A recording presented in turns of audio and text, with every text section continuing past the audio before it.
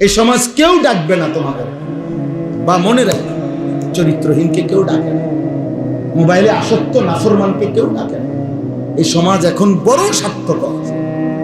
আপন বাপ পোলার মার কাছে কইছে বাধ্য তার অজাত, মানুষ হইতো না বাধ্য, জিঙ্গাও কামটাম কিছু করবো বিদেশ যাবো নাহলে কিতা করবো, একটা লাইন করবো মাত্র বার করো, বাইতে বাইর করো, জ্বালাইয়া মানুষের কাছে মুখ দেখাই তার এরা গ্রামে আনতে কষ্ট হয়।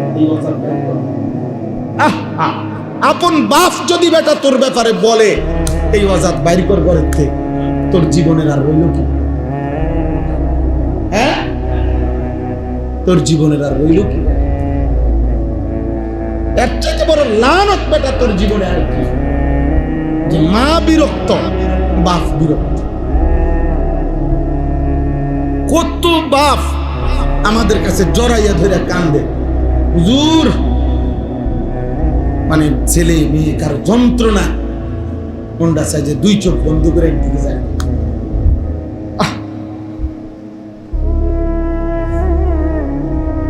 আমি শক্ত মানুষ, আমি পরিবর্তন চাই, আমি সংশোধন চাই, আমি হাল ছেড়ে দিতে রাজি না। এই জন্য এই চিল্লাই।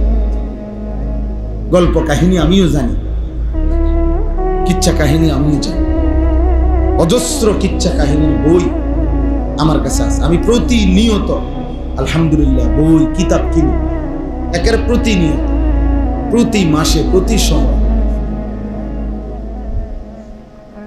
এই গতকালকেও প্রায় 38,000 টাকার কিতাব আনাইছে, এখনো কিতাবের অর্ডার দিছে, আনতে থাকি, পড়তে থাকি আলহামদুলিল্লাহ। এই জন্য কিচ্ছা কাহিনী আমরাও জানি, কিন্তু তোমাদের পরিবর্তন।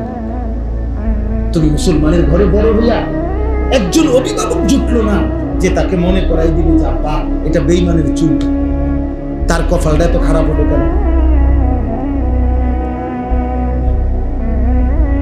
365 দিনে এই সন্তানের কপালে এমন একজন বাবা মা কেন জুটলো না যে তারে মনে করাই দিবে আব্বা ফজরের নামাজের ওয়াক্ত হইছে, ওঠ।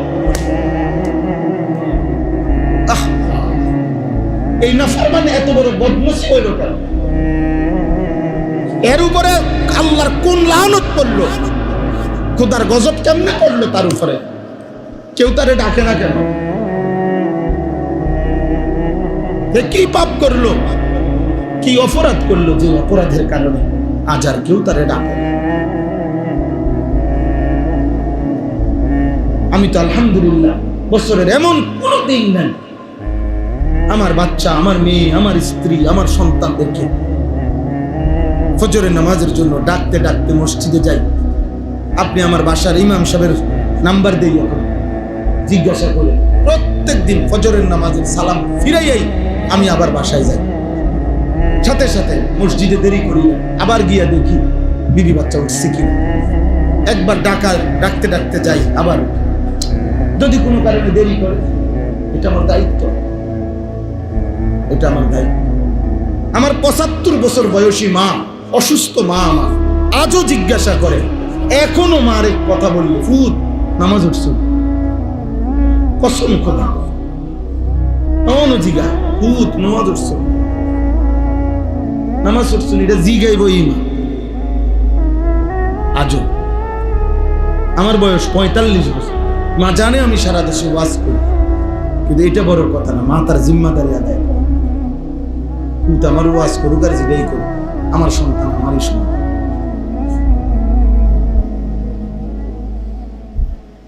এই জন্য বাপ প্রত্যেকে আমাদের জিম্মাদারি, আমি এবং আমার পরিবার, এতটুকু মানুষের আখিরাতের দিকে নজর দেওয়া, এটা আমার জিম্মাদারি। আপনারা ছেড়ে দিলে একদিন নষ্ট হয়ে যাবে। এই অভিভাবক শ্রেণী যারা আছেন তারা যদি ছেড়ে দেন, সবাই মিলে যদি স্বপ্ন দেখেন শুধু দুনিয়া, বাপের মাথা তো দুনিয়া, মায়ের মাথা তো দুনিয়া, দাদা দাদি, ছেলে মেয়ে, নাতি নাতি, পুরা ফ্যামিলির স্বপ্ন, দাদারও কথা, এই নাতিকের বিয়েটা যদি চাই যেতে দুনিয়া। ছোট মেয়েরা যদি বাপের, এই মাইয়াটা যদি বিয়ে দিয়ে যেতে, আরে বিল্ডিং এর কামান করছি আল্লাহ শেষ করতে খাইয়া যাইতে পারি না, বিল্ডিং এর কামান শেষ করে যাইতে পারি, আল্লাহ হায়াতে কুলাই এই দুনিয়া। আয় হায় মুরব্বী, আপনার মাথা তো দুনিয়া, তাহলে আখেরাত মনে করাবে কে? বাপ পুত জি মা দাদা দাদি সবার মাথায় যদি হয় দুনিয়া, আখেরাত মনে করাবে কে? কে কারে আখেরাত মনে করাবে বলেন না? কোরআনুল কারীমে আছে, এই ইব্রাহিম নবীর কথা বলতেছিলাম, উদাহরণ দিচ্ছিলাম, মনে আসেনি কথাটা? যে ইব্রাহিম নবী নবী বললেন, আল্লাহ আমারে নামাজি বানান, আমি আমার সন্তান। কোরআনে আল্লাহ বলছে, ইন্নী জাইলুকা লিন-নাসি ইমামা, ইব্রাহিম আমি তোমাকে গোটা পৃথিবীর সমস্ত মানুষের ইমাম বানাইলাম। ইব্রাহিম আলাইহিস সালাম সাথে সাথে বললেন, ক্বালা ওয়া মিন যুররিয়াতি, আল্লাহ ইমামতের এই দায়িত্বটা আমার সন্তানরাও পাবে কি? তার মানে আল্লাহ আমার সন্তানের জন্য এটা কবুল করে।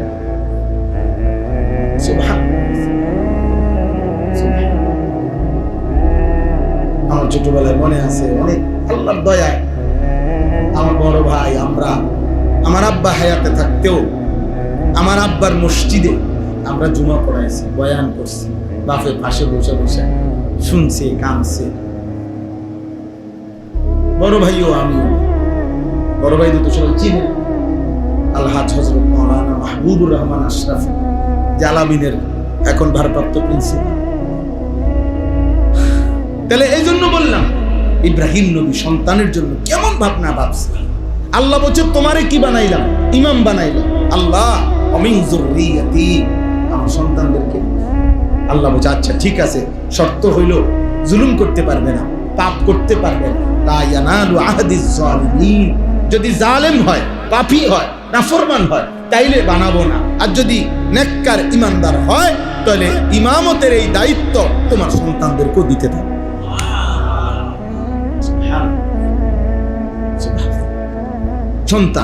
সন্তানের ফিকির।